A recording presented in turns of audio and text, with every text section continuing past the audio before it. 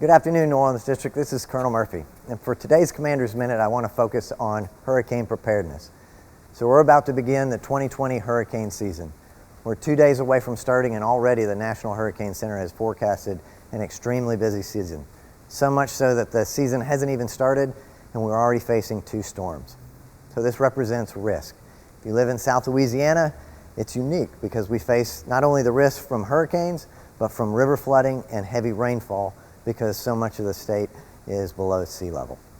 Well, today we're in the warehouse on the New Orleans campus. If you look behind me, you can see flood fighting supplies, stuff that will also be very important during hurricane season. But I also want to take you inside our bunker and talk to you about, hey, what does the district do during hurricane season? How do we support the state? How do we operate ourselves? But before we do, I really want to talk real quickly on risk and the Corps' messaging. So as we roll into hurricane season, a seminal event for the district was in 2005 when the city was devastated by Hurricane Katrina. And we used to have the hurricane protection system that surrounded the city. It was a system in name only. It was never fully funded, never completed. And so when Hurricane Katrina rolled through, many of you remember just the massive damage that occurred afterwards. Well, the United States, the government decided that, hey, New Orleans was worth saving. There's so much strategic importance in this city and this state. And $14.5 billion of investment resulted in what we now call the Hurricane Storm Damage Risk Reduction System. And that change in name is really important. And it's an important message for you to understand as an employee of the New Orleans District. It went from Hurricane Protection System to the Hurricane Storm Damage Risk Reduction System. And what it was is the Corps' recognition that we can never completely reduce the risk to storms. Regardless of how high walls or levees we build, there will always be a storm that could overcome it. So what we do is we build a world-class system like we have now, but we recognize that everybody owns a piece of that risk. The Corps of Engineers owns it for building the incredible infrastructure. The state owns it for helping operate and maintain it. And you own it as individual employees doing what you can individually to protect yourselves and your families. Things like flood insurance, things like listening to local evacuation orders. But it's very much an environment of shared risk. So today, why don't you join me in the bunker and we'll talk a little bit more about what does the New Orleans District do during hurricanes. Come on.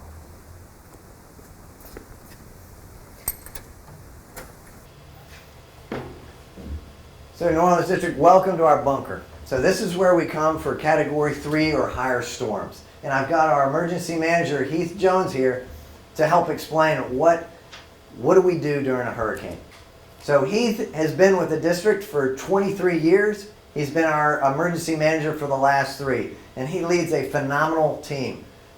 Our team here in New Orleans District is known for being able to handle the constant hurricanes, constant river flooding, and all the emergency situations that the district faces. And Heath brings a vast amount of experience. He's local. He's from St. Bernard Parish, and he was here during Katrina, and he lost his home. So Heath, thanks for all your service to the district. Why don't you tell us a little bit about the bunker? What is it? What makes it the bunker? Why do we have it? Who comes down here, and what do we do from here? So the bunker is, we have the bunker because the building, our main building, can only handle 110 mile an hour winds. So if we have a hurricane coming, which is really a Cat 3 or above, that is forecasted to have 110 mile an hour winds or greater, we can't protect our personnel in the building for a response. So we have the hurricane bunker down here in the warehouse. It's about 7 feet over the levee crown. It holds about 24 people. We have all the same equipment in here that the EOC has, the same communications equipment, the same visual equipment. It has a kitchen, it has 2 bathrooms, it has a shower, really everything we need to survive here for a couple of days. We'll only be in here while the worst of the winds are hitting the city. Okay, wow.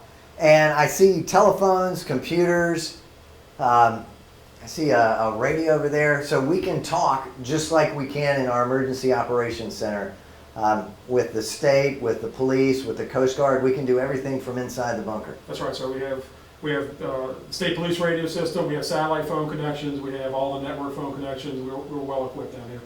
So if about 24 of the key and essential personnel, like me, you, and others are coming to the bunker during a hurricane, what is the rest of the district doing? What are the office employees like here at the district office or the Lafayette area office or the Baton Rouge area office? What are they doing? What are the folks at our projects doing, our construction projects doing? What do they do during the lead up to and during a hurricane? So I'll start by saying it's site specific. So if a hurricane is hitting the New Orleans area, our projects in the western part of the state may be doing something a little different than us. But in general, our operational sites continue to run until the weather deteriorates enough to where they can't run. So the locks will continue to go, Old River will continue to operate, and even the area office in Lafayette may continue to operate while we're over here maybe open. It may be flipped, it may be opposite. Lafayette's closed, we're open, it's site dependent. The rest of the district, we encourage them to listen to local leaders' advice and evacuate if necessary, if that's what your leaders are telling you. We will be using ad hoc, our emergency messaging system, to tell employees the status of the building. You also should be checking with your supervisory chain to find out what your status should be at any given time. And then also our website will have that information on as well. So you read my mind on how do we communicate to employees during storm events. And you said ad hoc. Can you describe what that is for folks who may be? That's via cell phones, right? That's via cell phone. It's our emergency alert system, similar to the system like schools have and the city has. It's our ability, emergency management sends out text messages, can call and send information to the employees about the status of the building or really anything. So we talked about reducing risk outside before I came in here.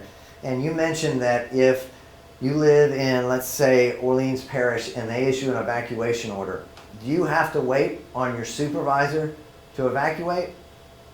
No, sir. You should follow the local leader's advice. I would imagine if Orleans has an evacuation order, your supervisor we're going to have the building shut down, and you should follow that advice. All right, so great. So key to communication. The district has numerous ways to communicate with you during a storm, but you got to make sure you're talking to your supervisor so he or she knows what your situation is. So we've talked about what we're doing within the district. What do we do as a district to support the state during a hurricane, to support the levee districts? What is our mission? What is our role? So we're really in a technical assistance role at this point. We have turned over the HISDR system, so we don't have any real responsibility to go close gates like we did in the past. That's all turned over to the non-federal sponsor. So we provide technical assistance to the state, to the levee district, to the city through our LGL program. And we can also provide some direct assistance via sandbags, pumps, ESCOs, flood fighting measures. If the city and the state can't do it for themselves, we can go supplement their response efforts. No, that's great. We actually saw some of that stuff outside. So one of our programs, I know a big lesson learned during Katrina was communication with the parishes, with the levee districts, with the state. How have we learned that lesson in what we're doing now? So following Katrina, we had some communication lapses with the parishes and the levee districts. After that, Colonel Al Lee, the commander at the time, established the LGL cadre, local government liaisons. It's a cadre of folks from all different job sets in the district. We got some WG wage grade guys, we got some lawyers, we got some engineers. Really doesn't matter what your background is. If you can communicate, if you can write, if you can have good relationships with a city, or with a parish or a levee district, you can get on our cadre. And the whole idea is your communication conduit between the levee district or the parish and us. The more situational awareness we have on what's happening outside, the better our response can be. No, that's great. Well, Heath, thank you for your time. I do appreciate it. In closing, I just want to say that it's not lip service to say that the most valuable asset in the district is you. We can rebuild projects, but we cannot rebuild lives. So as we move into hurricane season, I'd ask you, have a plan. Have a plan for yourself. Have a plan for your family. Heath mentioned the states. Make a plan, web app, but have a plan so that as we roll into the season, you are taking care of yourself and your family. Other thing I'd ask is make sure you're helping reduce risk by listening to the guidance from your local officials, your parish president. If they order an evacuation order, the district's expectation is that you will evacuate. You will help reduce the risk for yourself, for your family, for the parish, and for the state. So listen to your local officials. And the last thing is communicate, communicate, communicate.